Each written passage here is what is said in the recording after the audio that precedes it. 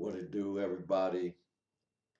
This is Bodacious, the voice of reasons, and I just got with an interesting conversation in the clubhouse, which I'll bring to my channel, and it's basically I want to backtrack a little bit about Compton and how that some of the stuff that we've done was not just all our fault. We fell into this system of injustice. We were just born into um, a system that uh, basically was not for us. It wasn't designed for us. And I witnessed it, and it was brought to my attention tonight. And it was basically how they took the commerce out of Compton and left it to where I remember Buick on the corner of Long Beach and Compton Boulevard, Bill Barnett Chevrolet, Sears, J.C. Penney, Save On, Thrifties, you name it. So when they had white flight and they took the commerce out, they designed ghettos. And you can go back to 1516 where the Italians basically designed the ghetto for the Jewish people because they were the first ones that they put in ghettos. And even Nazi Germany got it from America or Italy.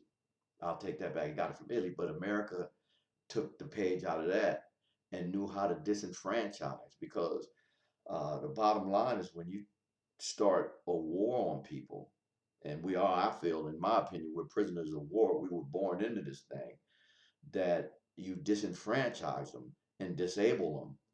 They can't do nothing but prey on each other. So I think that's kind of how one of the entities where the gangs basically got created because there were gangs was there to just before we got there, and it was just the black gangs was to protect ourselves. So when we started protecting ourselves and the white flight left and everybody was gone, we had nothing. We had no resources, nothing. And it just get worse and worse in the snowball effect. And it's basically what's happening now because they're throw little crumbs in there. Our streets haven't been fixed in 50 years.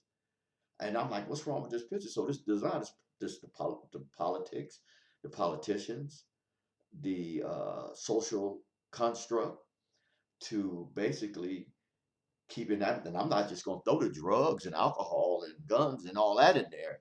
That's just a recipe for disaster. So I don't want people thinking that the stuff that we did, we wasn't victimized because a victim is basically a person that's just been misused or abused, and you can't say, they want people to say, oh, well, we're not victims, especially on the right with the Republicans, you're not a victim. That was so long ago, but we've been victimized. And this is, if you're looking up the definition of the dictionary, we fall right under that category. So I basically want to get to where we have to recognize to bring back, you know, uh, and I hate to use this term because it's one of Trump's, but it has merit. We can make Compton great again. I really feel that in my heart because we just got to redirect our thought process and learn how to get rid of the violence. And because we've done it before, and once you get rid of the violence, the crime drops. So you inadvertently defund the police. I don't know who came up with that narrative, defund the police, because they should have said we should just reallocate funds or relocate funds to different programs to give these kids opportunities. But to sit up there and say defund the police, we already know that's not going to happen. But you can do it by reducing the crime, reducing the violence. And when we did it, 75% of the crime dropped. So they couldn't get the federal government money that they was getting prior because there's no crime. And that's how the statistics go. They get their new helmets and tasers and new guns and cars because they needed to fight crime. And when the crime, they keep the crime rate up because there's no resources. So it's all a design. It's all about us recognizing the positions we're in. And it's kind of ironic. You look back and say, well, how were we 50 years ago 100 years ago or 200 years ago in a better position we are in today. And it's all constructed. It's all by design. And we figured it out. I mean, it's not, it don't take a rocket scientist to figure it out. So I don't want people thinking that the things that we did to feel all guilty, like, oh, that we're some kind of monsters, because we're not. We're not. We're responding to a system of injustice. We had to, and a lot of us didn't make it through it.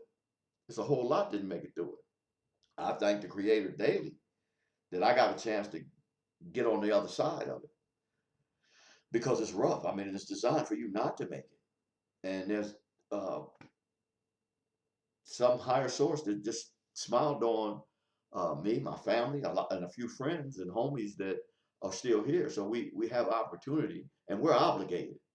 We're obligated to give back. I mean, it's like we don't have a choice to do something different. And it's funny because I mentioned the Jews. They left a perfect blueprint.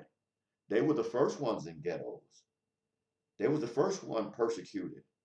But they went and found their own. They got their own sovereignty, got their own land, and built a nation within the land they were on. So I think one of the main ingredients that we need to do is like when people say let's get reparations and they want to put it on a dollar sign because a lot of these youngsters or Negroes, I'll say, and I use that term just to describe some people that have been indoctrinated backwardsly. They'll use that to say, well, we don't need no reparations. Everything's fine because you've been conditioned that this is normal. They told you this was what freedom was and what freedom is. But at the same time, you don't have your own sovereignty. You know, you don't have your own anything. We don't have anything. So to repair reparations just mean to repair a people, and they did it with the Jewish people. They've been repaired and studied being repaired, and it'll never happen to them again. And I commend them on that because we can take a page out of their book. We need to be repaired. We suffer from PTSD. I mean, from A to Z. We can just go on and on and on from the trauma we've been uh, inflicted on us as a people in this country. So the gangs was basically a safety net for some of us. You know, when I got into the gangs, I fell in love with the homies because I could go, if I didn't have but a dollar, somebody put a dollar with it, we go eat. I mean, we basically, it became our culture. It became a safety net because we didn't have to worry about too many people come bothering. I mean, they came at us a little bit, but we were protected. So it's a journey that we have to be on to rectify some of the stuff we've done. And I'm not blaming people because we were victims and still are victims. Prisoners of war, if you want to be technical, because we was born into this, you know. And along with that, they bought the drugs, the guns, the alcohol. None of our people make this stuff. So it's the tobacco. It just keeps you so off balance, and then you have to have income to make a living. So how do you all this time you don't have time to do anything? You work on a job that's basically just enough to keep a roof over your head and a chicken in a pot. You don't have the time to sit back and think. We're getting it now. We're getting it to the point to where there's an awakening. You know, people call it woke or whatever, but there's awakening. There's something going on to the point to where we're conscious and we're not just going to sit back and allow our children to be targeted. I mean, even after the George Floyd situation, you still see these people on these cameras, still tyrants. Still, you got some of them still because they don't have to be accountable. They're going to give us a few tokens and a few people that they lock up because they got caught in the act. And, you know, a brother just brought it to my attention who commits a murder and film it and keep the film. I mean, it's more to that than meets the eye, you know, with the Arbery case. You know, I'm like, who does that? Unless it's some kind of just, we can do that. We don't have to be accountable. And we have to protect ourselves. We have to protect ourselves. And was one of the protections that we had against that. They just shot at a young FedEx worker right after that. So that's our safety net. All I'm saying with the gangs, um, just let's get a different mindset. Let's get a different mindset with our children so we will protect ourselves. We won't do harm to each other. And that right there, we start dismantling the system of injustice.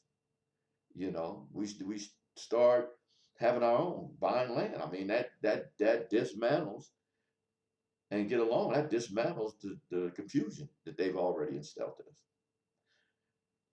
But I wanted to bring that to you, so I didn't want people to feel like I was, I had to backtrack a little bit on the other videos that I did, because I didn't want people to feel like we were just these monsters and we just did stuff out of the norm. It's just, this is us. No, it's just responded to how to survive in a system of injustice. I'm Bodacious, the voice of reason. Y'all subscribe and like, and be blessed.